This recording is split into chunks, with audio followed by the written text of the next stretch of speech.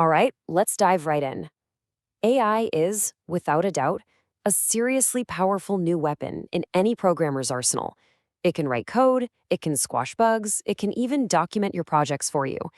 But, like any powerful tool, just having it isn't enough.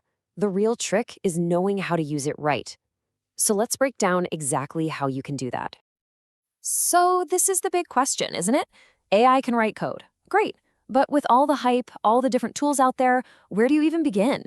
It's easy to feel a little overwhelmed. But don't worry, in this explainer, we're going to give you a clear, practical roadmap to bring AI into your day-to-day workflow. We'll cover everything from picking the right tool to talking to it like a pro. First things first, you gotta choose your copilot. And look, not all of these AI programming assistants are the same. They pretty much fall into three main camps. And figuring out which one to use for which task, well, that's your first step to becoming a way more efficient developer. Take a look at this. It really shows you the trade-offs. Over on one side, you've got your CLI, or command line interface tools. These are the heavyweights. They can see your entire project, which is incredible for massive refactoring jobs. Then in the middle, you have your integrated assistants, the ones living right inside your editor. They are perfect for your day-to-day flow, working across a couple of files at a time and letting you say yes or no to every single change. And finally, web chats. Now, they have the least context, they only know what you paste in, but they give you this laser-focused control over tiny snippets of code. They're amazing for brainstorming or just figuring out one specific function. And to put some actual names on these, for the CLI tools, you've got things like Claude, which is super powerful but can get expensive, or Google's Gemini CLI, which is an awesome free option.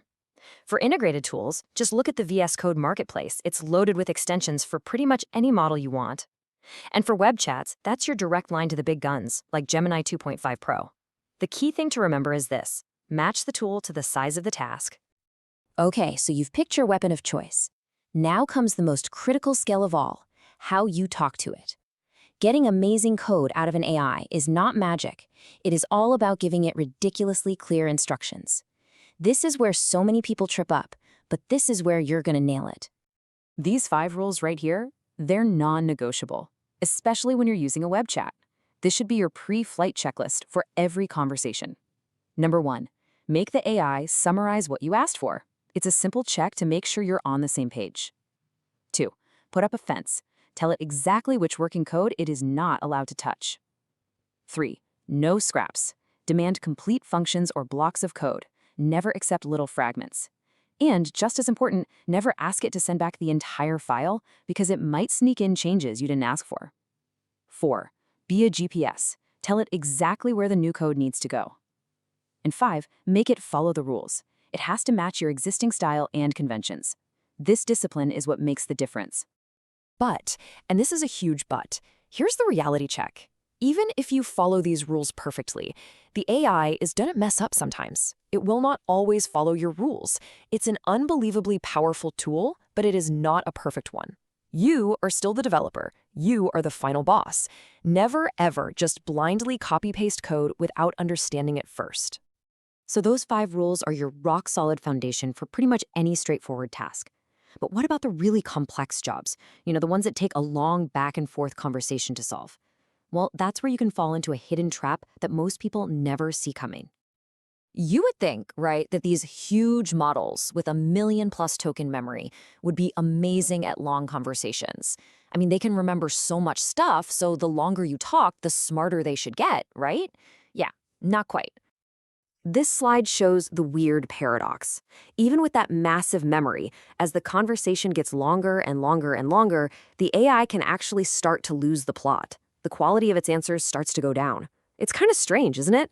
The very thing that makes it so powerful, its giant memory, can eventually just become noise that gets in the way of a good answer. So here's the pro move. Don't let a single chat session go on forever. The moment you start to feel the quality slipping, stop. Start a brand new chat. But before you close the old one, ask the AI to do one last thing. Have it write you a new startup prompt that summarizes everything important from your conversation. All the key points, the context, the goals. You get a totally fresh start, but you don't lose any of your progress. It's so simple, but it works so well. Okay, so now that you've got the hang of talking to your AI, let's think bigger. Because this skill, this art of the prompt, isn't just for cooking up new features. You can use these exact same principles to automate some of the most tedious but absolutely vital parts of being a developer. Just think about documentation.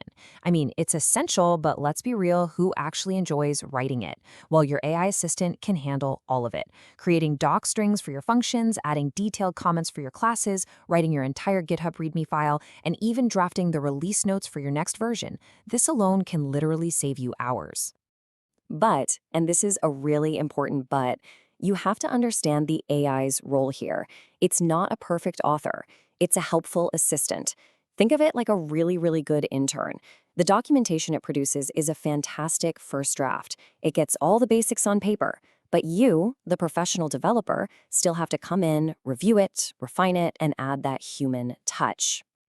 And hey, don't forget its other job, a learning partner. Are you totally stuck on a complex problem? Ask the AI to brainstorm a few different ways to solve it. Have you just inherited some ancient, confusing piece of legacy code? Just feed it to the AI and ask for a plain English explanation. It's an unbelievably powerful way to get up to speed or just get unstuck. All of this leads us to what is probably the single most important rule when you're programming with AI. No matter how smart the tool gets, there is always one final, absolutely non-negotiable step, and that step involves you. Let's be crystal clear about this. An AI's output is a suggestion. That's it.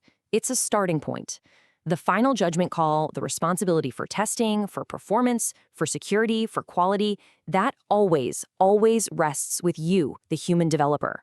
You are the one who has to test it, you have to verify it, and you have to take responsibility for it. The human is always in charge. So there you have it. You've got the tools, you've got the rules for how to talk to them, and you understand your role as the final authority. The only question left is the most exciting one of all. Your AI copilot is ready and waiting. What are you going to build together?